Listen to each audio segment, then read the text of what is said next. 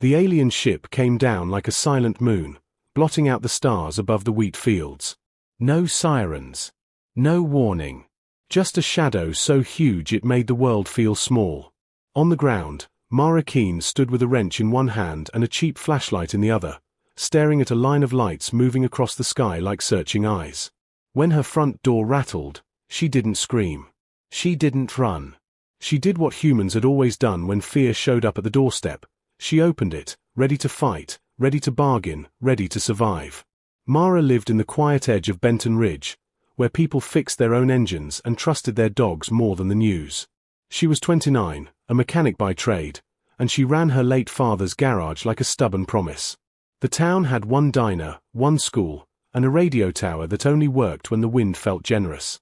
That night, the wind died. Her old radio on the shelf crackled once, then went dead. Her phone lost signal. Even the porch light flickered like it didn't want to be seen. Then came a sound that wasn't sound. It pressed against the bones, a low pressure in the air, as if the sky itself leaned closer. Mara stepped onto her porch. Across the fields, in the far distance, a soft blue glow pulsed behind the hills. She narrowed her eyes. She'd seen lightning storms. She'd seen chemical fires. This was neither. This glow looked clean, too clean. She didn't think about it long. She grabbed her jacket, shoved a small toolkit into a backpack, and whistled. Her dog, Brim, a thick black mutt with a scar on his ear, trotted to her side. He didn't bark. He stared toward the hills with his hackles raised, nose twitching like it had caught a scent from another world. "Stay close," Mara whispered, and Brim did. They moved through the wheat like ghosts. The stalks brushed Mara's jeans. Her flashlight beam carved a narrow path through the dark. The farther she walked, the more the air felt wrong, too still, too heavy, like breathing in a room that had been sealed for years. When she crested the hill, she saw it. A ship. Half buried in the earth, tilted like it had slammed down hard and tried to hide. Its hull wasn't metal, not exactly. It looked like polished stone that shimmered when her light hit it, as if it carried a thin layer of moving stars under the surface. And it was big. Bigger than the whole diner. Bigger than her garage. Bigger than anything that should have fit in the sky without the sky tearing open.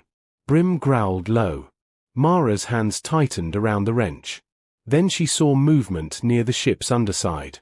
A figure dragged itself out from a split in the hull, slender, limping, leaving a dark trail on the ground.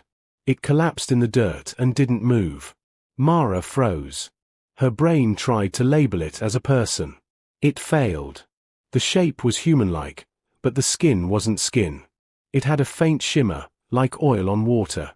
The clothes were torn, layered in strange fabric that looked woven from thin wire. Its head lifted slightly.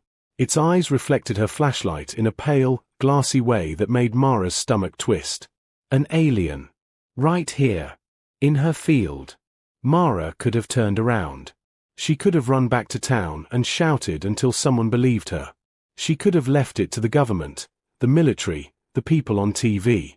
But the alien coughed, thin, wet, exhausted, and Mara heard something familiar inside that sound. Pain. Real pain. The kind that didn't care what species you were. She stepped forward. Brim moved ahead of her, protective, but not charging. He sniffed the air and whined, confused more than angry. The alien's hand lifted, trembling. Between its fingers was a small device, flat, dark, and cracked. It flashed once, then died. Mara crouched a safe distance away. "Hey," she said, voice steady by force. "Don't move. You're hurt." The alien stared at her.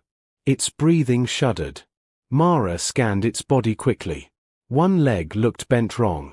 There was a deep cut along its side, leaking something darker than blood, almost black with a faint silver sheen.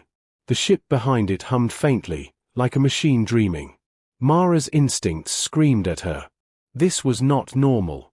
This was not safe. But her hands still reached into her pack. She pulled out a roll of clean cloth, a small bottle of disinfectant, and a compact emergency heat patch she used for injured workers in winter. She held them up like an offering. "I'm going to help," she said, even though the alien might not understand. "Okay." No tricks. The alien blinked slowly, like it was fighting to stay awake. Mara inched closer and pressed the cloth to the wound. The moment she touched it, the air crackled, and her flashlight dimmed. Brim barked once, sharp and warning. Mara jerked her hand back. The alien's eyes widened, and its fingers twitched as if it was trying to stop something it couldn't control. A ripple moved through the dirt near its body, like the ground was a pond and something heavy had dropped into it. Mara stared at the ripple, heart pounding. "All right," she breathed. "You're not stable. Got it." She forced herself to think like a mechanic, not like a scared human in a horror movie. Unstable systems needed grounding. She glanced at the ship. Then at the alien. Then at the toolkit. "Okay," she murmured, more to herself than anyone. "We do this simple." She snapped on rubber gloves from her bag. She wrapped the cloth tighter around the wound, carefully, gently, keeping her hand steady even as her skin prickled from static. The alien's breathing eased slightly. Mara pressed the heat patch near the injury. "This is going to feel warm. That's normal." The alien's eyelids fluttered. Its gaze locked onto her face, intense and heavy, like it was trying to memorize her. Then it spoke. Not in English. Not in any language she'd heard. But the sound wasn't random. It had rhythm. Meaning. And underneath the strange syllables, the alien's voice carried something that made Mara's throat tighten. Gratitude. The ship behind them pulsed again. This time, the glow along its seams grew brighter. Lines of light traced across the hull like veins filling with blood. The air pressure increased until Mara's ears popped. Brim backed up, whining. Mara stood, eyes scanning the ship. "Oh no," she whispered. "You didn't just wake up, did you?" A panel on the ship's side peeled open without sound. Inside was darkness, deeper than night, like a doorway into space itself. Something moved in that darkness. Not the alien on the ground. Something else.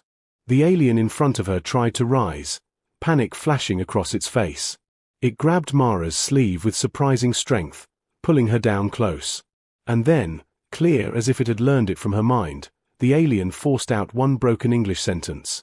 "Don't let them take me." Mara stared into those glassy eyes, and she understood the shape of the problem in a single instant. This alien wasn't the invader. It was the prisoner. Behind her, from inside the ship, a cold voice spoke in perfect English, calm and certain, like it had been listening to humans for a long time. "Step away from the asset."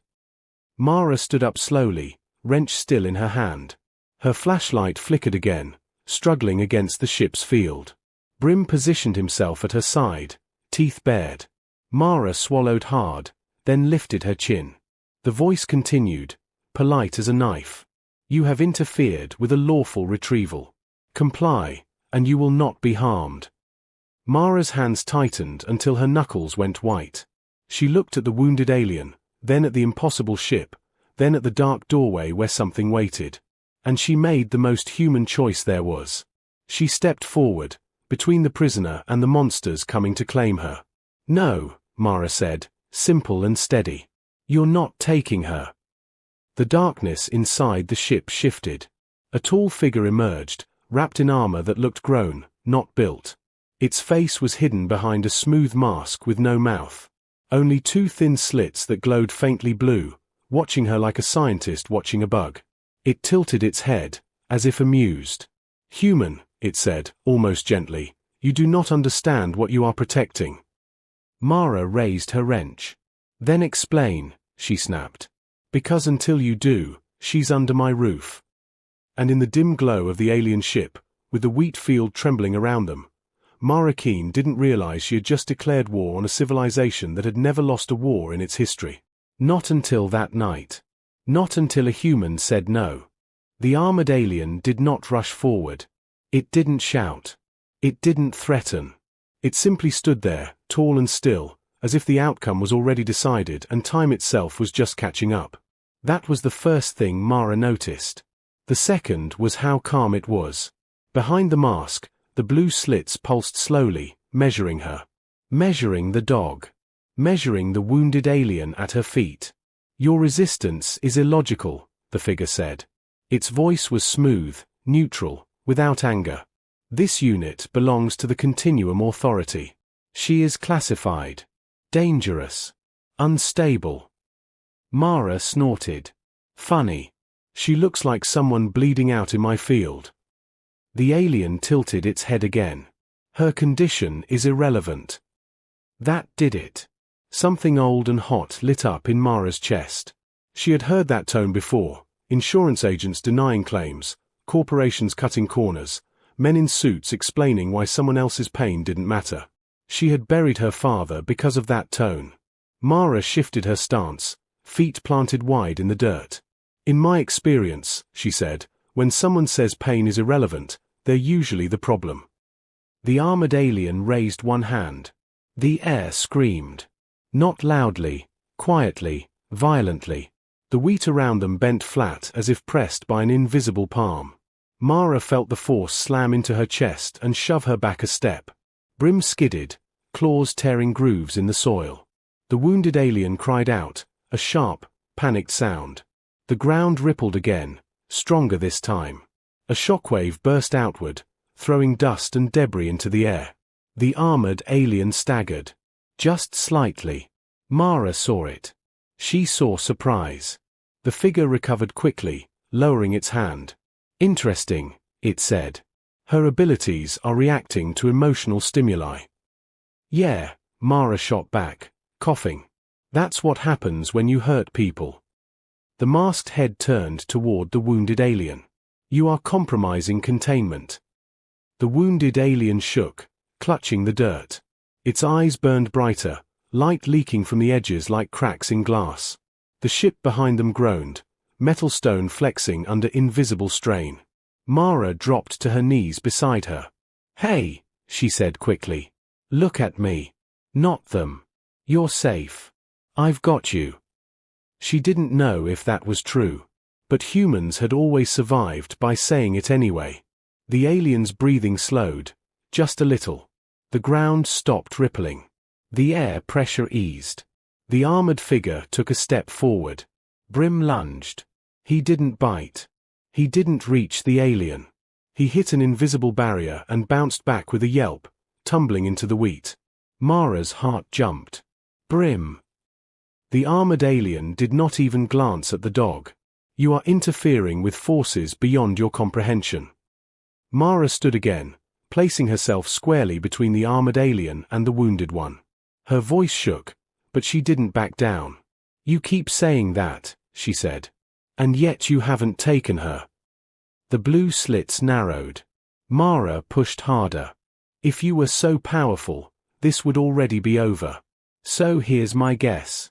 You need her alive. And calm. And right now, the only reason she isn't tearing this place apart is because I'm here. Silence stretched. The wind stirred again, hesitant, like it wasn't sure whose side it was on. The armored alien finally spoke. You are statistically insignificant. Mara smiled, thin and fierce. Humans hear that a lot.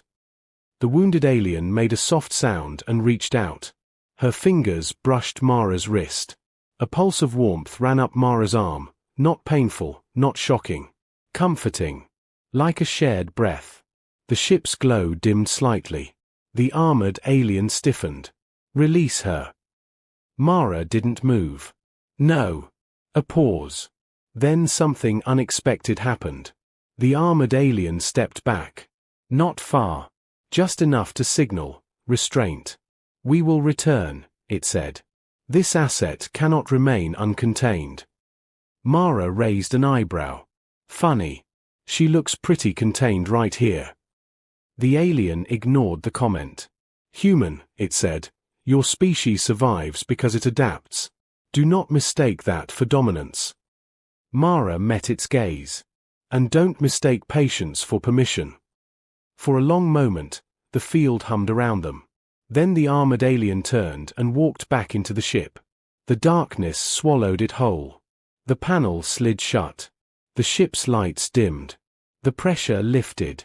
With a deep, shuddering sound, the alien craft rose from the earth, dirt cascading off its hull. It hovered for a breath, as if reconsidering. Then it shot into the sky and vanished among the stars.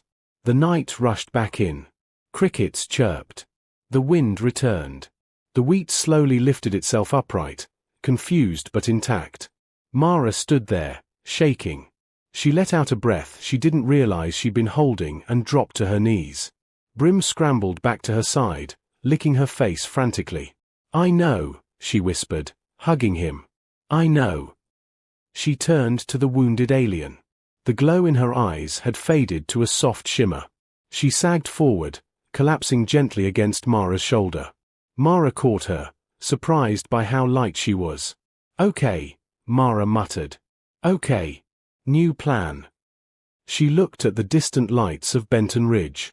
Then at the sky, where the ship had disappeared. "No way I'm leaving you here."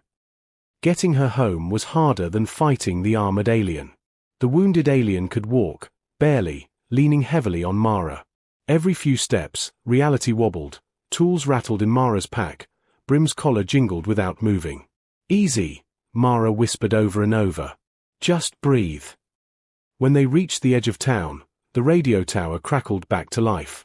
Lights flickered on in distant houses. Mara swore under her breath. "That's bad timing." She guided the alien through the side entrance of her garage, the one everyone forgot about. The familiar smell of oil and metal wrapped around them like a shield. Mara locked the door behind them. The alien sagged onto a workbench, breathing shallowly. Her skin flickered, struggling to hold its shape. Mara moved fast. She grabbed blankets, water, medical supplies. She didn't ask questions yet. She didn't demand explanations. She fixed what was broken. When she finished bandaging the wound, she stepped back, exhausted. "You're safe. For now." The alien looked at her.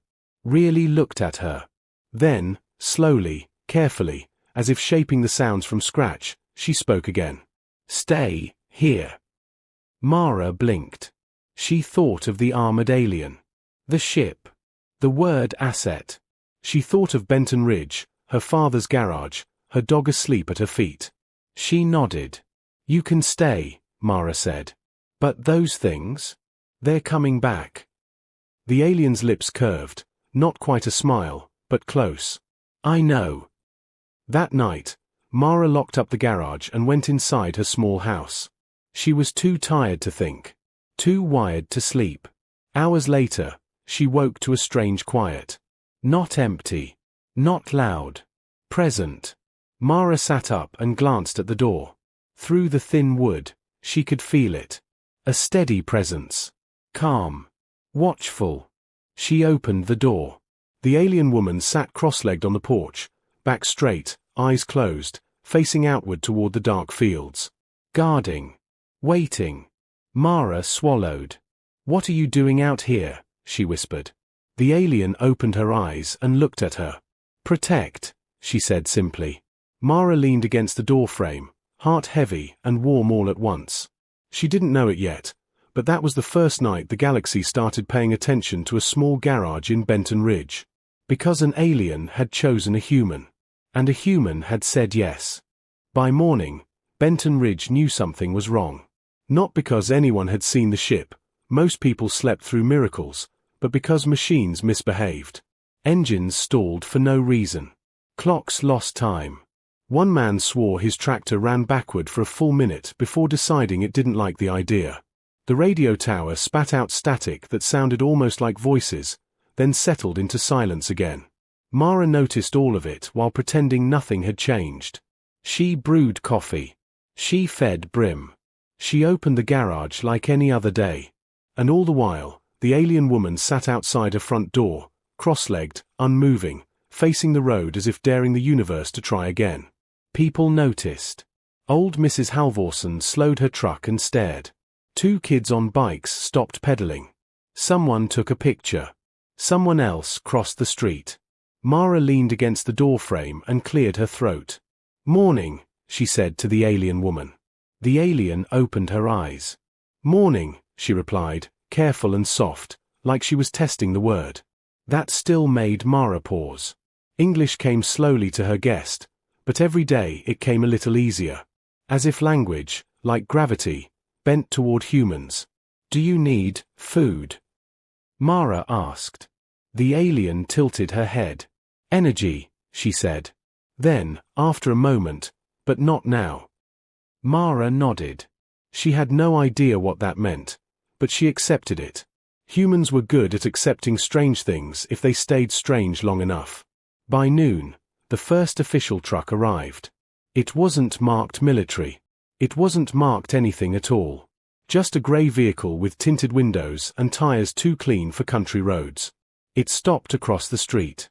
Mara felt it before she saw it. The alien woman stiffened. The air thickened slightly, like a held breath. Brim growled. Two people stepped out of the truck. Human. Normal looking. One man, one woman, both dressed in plain clothes that somehow felt more threatening than armor. The woman smiled. Mara keen. Mara wiped her hands on a rag and walked forward. Depends who's asking. The man glanced at the alien sitting on the porch. His smile didn't move his eyes. We're here about a visitor. Mara followed his gaze and didn't step aside. She's not bothering anyone. The woman chuckled lightly. That's not what our instruments say. Behind Mara, the alien woman rose to her feet. She didn't glow. She didn't move the air. She just stood there, tall and quiet. The man's hand twitched near his pocket. Mara noticed. Let's talk inside, Mara said. Public road. Bad manners. The woman hesitated, then nodded. Of course. Inside the garage, the air felt safer. Familiar. Grounded. Tools hung on the walls like old friends. The alien woman stayed near the door, watching. The man cleared his throat. We represent an international task group. Non-governmental. Non-hostile. Mara raised an eyebrow. Those are a lot of nonce. The woman smiled again. You've encountered non-human intelligence. That puts you in a very small group. Mara folded her arms. You're here to take her. The smile faded. We're here to ensure planetary safety, the man said. She's not just an alien. She's a node. Mara glanced back at her guest. A what? The alien spoke before either agent could answer. I am a focus, she said slowly. My kind, stabilize collapse. The woman agent inhaled sharply. You see? She knows. Mara stared. Stabilize what collapse? The alien's eyes dimmed slightly. Civilizations. Stars. Timelines. The garage felt smaller. The man stepped forward. Her species is used to prevent large-scale failures. Black holes. Vacuum decay. Reality fractures. When something threatens the structure of the universe, they intervene. Mara swallowed. Sounds like a good thing. The woman nodded. It is. Until one of them defects. The alien woman's hands curled into fists. The lights flickered. Mara turned. Defects. She refused an order, the man said. A calculated extinction. Billions of lives, ended to prevent a larger collapse. Mara's chest tightened. She said no. Yes, the woman replied. Which makes her dangerous. Mara laughed once, sharp and humorless. You crossed the galaxy because she wouldn't kill people. The man's voice hardened. She destabilizes equations older than your species. Mara stepped forward. Then maybe your equations are wrong. Silence. The alien woman looked at Mara, something deep and unreadable moving behind her eyes. She is stubborn, the alien said softly. Mara snorted. Yeah. Humans get that a lot. The woman agent sighed. Mara, you don't understand the scale of this. Mara shook her head. No. You don't understand us. We break our own rules all the time. Sometimes that's how we survive. The man checked a device in his hand. Its screen pulsed uneasily.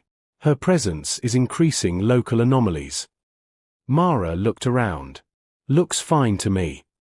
Right on cue, a wrench lifted itself off the bench and clattered to the floor. The alien woman flinched. "I'm trying," she said. Mara placed a hand on her arm. "I know." The woman agent watched this, something uncertain crossing her face.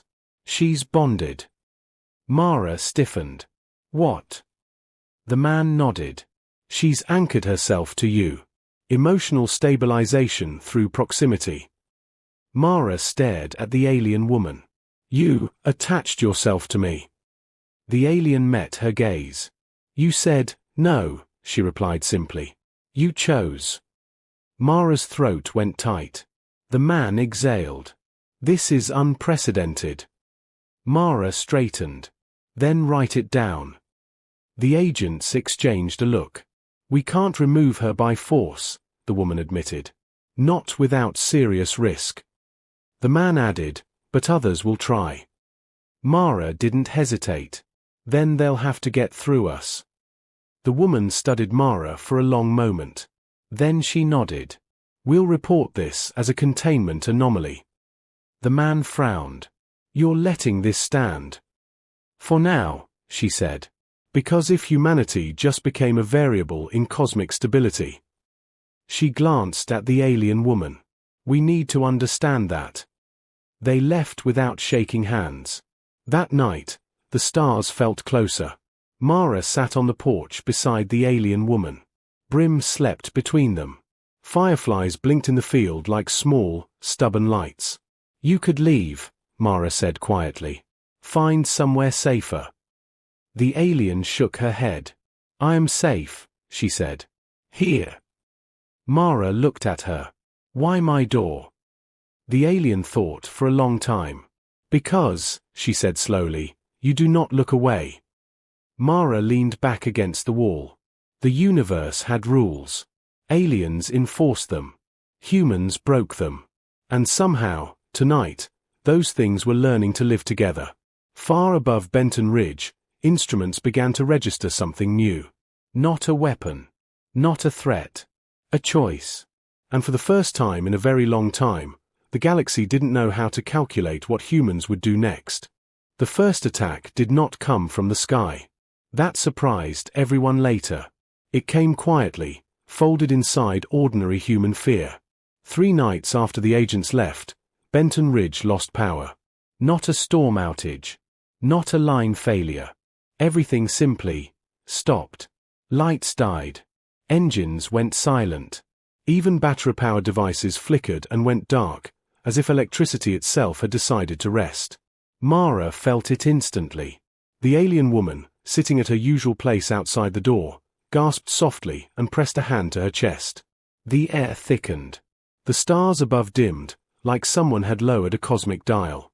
"Something's wrong," Mara said, already moving. "Yes," the alien replied. Her voice trembled. "They are masking."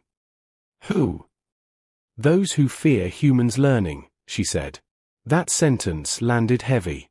Mara grabbed her jacket and a flashlight that still worked, old, mechanical, stubbornly human. "Brim, stay." Brim ignored her and followed anyway. They hadn't gone 10 steps down the road when the sound came, a low, rhythmic hum, crawling just under hearing. Mara's teeth vibrated. The alien woman's glow flared, uncontrolled. Figures emerged from the darkness between houses. Human silhouettes at first glance. Tall. Armed. Moving too smoothly. "Down," Mara whispered, pushing Brim back. The alien woman stepped forward instead. "No," she said, louder than Mara had ever heard her speak. The hum stuttered. The figures froze. Mara stared. "You can control them." The alien shook her head. "I am disrupting." One of the figures lifted its head. Its face shimmered, peeling away like a bad projection. Beneath it was something pale and angular, eyes black and reflective. Not the Continuum Authority. Something worse. The being spoke, its voice layered, multiple tones overlapping. "Human Mara Keen. Step aside. The variable must be erased." Mara's heart hammered. "You mean her?" "No," the being replied. "We mean you." The alien woman turned sharply. She is not the threat. The being tilted its head. She is the catalyst. Humanity adapts too quickly, bonds too deeply, refuses optimization. Mara laughed, breathless. Wow! You came all this way to tell us we're annoying. The being ignored her. You interfere with necessary loss. Mara's voice hardened. You mean murder. The figures raised their weapons. They didn't look like guns, more like pieces of night cut into shape. The alien woman stepped in front of Mara. Stop, she said, and this time the word carried weight. Reality bent. The road rippled. The houses blurred. The attackers staggered as if gravity had changed its mind. Mara watched in awe and terror. You said you were unstable. I am, the alien replied. But humans stabilize me. That sentence changed everything. The being snarled. Then both variables must be removed. Before Mara could react, a bolt of dark energy tore through the air. Brim leapt. He hit the beam mid-flight. There was a flash. A sound like glass breaking underwater. Brim crashed into the dirt, yelping. Mara screamed. Something inside her snapped. She didn't think. She didn't calculate. She ran forward, wrench raised, fury burning hotter than fear. Hey! The being recoiled, not from the wrench, but from her. From the alien woman. From the space between them. The alien's glow surged, not outward, but inward, collapsing into a tight, blinding core. Mara felt heat. Pressure. A rush of images that weren't hers, stars collapsing, cities saved and lost, choices weighed in seconds that decided billions of lives. And at the center of it all, humans. Always humans. Breaking patterns. Refusing sacrifice. Choosing each other. The alien woman screamed, not in pain, but in release. The ground exploded with light. When Mara could see again, the attackers were gone. Not destroyed. Removed. The road was cracked, smoking gently. The night was silent except for Mara's breathing and Brim's soft whine. Mara dropped to her knees beside her dog. Hey, I've got you, she whispered, hands shaking as she checked him. He was alive. Singed fur. Shallow breathing. Stubborn as ever. The alien woman collapsed beside them. Mara caught her. The glow was gone.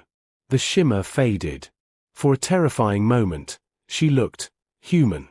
Too human. Don't you dare, Mara whispered. You don't get to save the universe and then quit on me. The alien's eyes fluttered open. Weak. Smiling. I chose, she murmured. Mara swallowed hard. Yeah, you did. Sirens wailed in the distance, human ones this time. Benton Ridge was waking up. The alien woman looked toward the horizon. They will come again, she said. Stronger. Smarter. Mara nodded. Then we get smarter too. The alien frowned slightly. You do not have the technology. Mara smiled, fierce and tired. We didn't have fire once either. In the following days, Benton Ridge changed. People talked. They shared stories. Machines that had failed started working better after being fixed by hand. Kids built things that shouldn't have worked, but did. The agents returned, not with threats, but questions. So did others.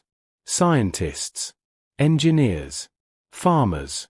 Teachers. Humans. They didn't see an alien weapon. They saw a partner. The alien woman healed slowly, staying always near Mara's door. Not guarding now. Anchoring. And across the galaxy, something unprecedented happened. Calculations failed. Predictive models broke.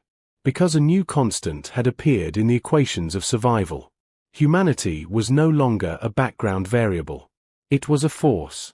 And those who had ruled the stars for ages began to understand something terrifying and wonderful at the same time. Humans did not optimize for the universe. They optimized for each other. And that made them impossible to control. The next move would decide everything. And this time, Humanity would not be reacting. They would be ready. The message arrived at dawn. Not as a transmission. Not as a signal that could be jammed or traced. It arrived as a feeling, sharp, undeniable, shared by every human who stood near the alien woman when the sun broke over Benton Ridge. Mara felt it like a pressure behind her eyes. The alien woman felt it like grief. "They are calling," the alien said softly, standing at the edge of the porch. Her voice was steadier now, stronger, but heavy with something final. "All factions. All watchers." Mara crossed her arms, jaw tight. Calling for what? The alien turned to her. For a decision. By noon, the sky changed. It didn't darken. It didn't glow. It simply shifted. Clouds stopped moving. Birds froze mid-flight, then gently settled to the ground as if gravity had been asked politely to pause. Across the world, people looked up. Above Benton Ridge, space folded. Ships appeared, not tearing through the sky, not invading, but arriving like guests stepping into a room they had ignored for too long. Hundreds of them. Different shapes. Different designs. Some massive and elegant. Others sharp and predatory. Some clearly ancient. Some terrifyingly advanced. Every power that mattered was watching. Mara stood in her driveway, wrench in hand out of habit more than threat. Around her, people gathered, neighbors, farmers, mechanics, teachers. No panic. No screaming. Just humans. The alien woman stepped forward. The air vibrated as a voice echoed across the field, across the town, across the planet, translated perfectly into every human language at once. "Humanity. You have introduced instability into a balanced universe." Mara muttered, "Here we go." The voice continued. "Your bond with a continuum focus has altered predictive outcomes. You are now a factor in universal survival models." The alien woman spoke aloud, her voice carrying without effort. "They fear you." Mara didn't deny it. "Good." A second voice joined the first, deeper, harsher. "The focus must be returned. Humanity must be isolated." A third voice followed. "Or eliminated." The word hit the crowd like a punch. Mara stepped forward before anyone else could. Her heart pounded, but her voice was clear. "You don't get to vote us out of existence," she said. The ships shifted. Energy signatures flared. The alien woman placed a hand on Mara's shoulder. "Now," the alien whispered. "Now you show them." Mara didn't understand. Not fully. Until the people around her stepped closer. Old Mrs. Halvorsen. The kids from the bikes. The diner cook. The radio tower tech. Scientists who had driven all night. Farmers with dirt still on their hands. Humans who had heard the story. Humans who had chosen. Across the planet, similar moments happened. Quietly. Powerfully. The alien woman closed her eyes. And humanity answered. Not with weapons. With connection. Every place she had touched. Every person she had anchored to. Every human who had looked at the impossible and said no. The alien woman's glow returned, not wild, not unstable, but focused, refined, strengthened by millions of small, stubborn human choices. The ships trembled. "This is not possible," one voice said. Mara felt it then. Humans weren't amplifying her power. They were sharing the load. Where her kind bore the weight of reality alone, humans distributed it. Spread it. Laughed under it. Argued through it. Loved despite it. The equations broke because humans refused to carry the universe quietly. The alien woman opened her eyes. "I will not return," she said, her voice echoing across space. "And you will not erase them." A pause. Long. Heavy. Then another voice, older, calmer, spoke. "Humanity," it said, "what do you offer the universe?" Mara didn't look at the alien. She looked at her people. She answered honestly. "We offer help," she said. "We offer mistakes. We offer hope that doesn't make sense. We offer standing between monsters and someone who can't stand anymore." The silence that followed was different. Not tense. Thoughtful. The ancient voice spoke again. You are inefficient. Mara smiled. We know. You are unpredictable. Also true. You will destabilize existing orders. Mara lifted her wrench slightly. Already started. For the first time, something like amusement rippled through the sky. Then hear our decision, the voice said. Humanity will not be isolated, nor eliminated. Energy signatures powered down. Ships dimmed their weapons. The predatory vessels withdrew first. The continuum focus may remain, the voice continued. Under one condition. Mara braced. Here it comes. The alien woman turned to Mara. I think they want to learn. The voice confirmed it. Humanity will be observed. Studied. Not as subjects, but as partners. A murmur rolled through the crowd. Mara exhaled slowly. You're welcome. The ships began to withdraw, folding back into space like thoughts being set aside. One ship remained. Smaller. Simpler. A final message echoed gently. You have changed the trajectory of the universe. Then they were gone. The sky returned to normal. Birds flew again. The world kept turning. That night, Benton Ridge held a quiet celebration. No speeches. No flags. Just food, laughter, shared stories under the stars. The alien woman sat beside Mara, watching the fireflies. You could leave now, Mara said softly. See everything. The alien shook her head. I am where I am needed. Mara nodded.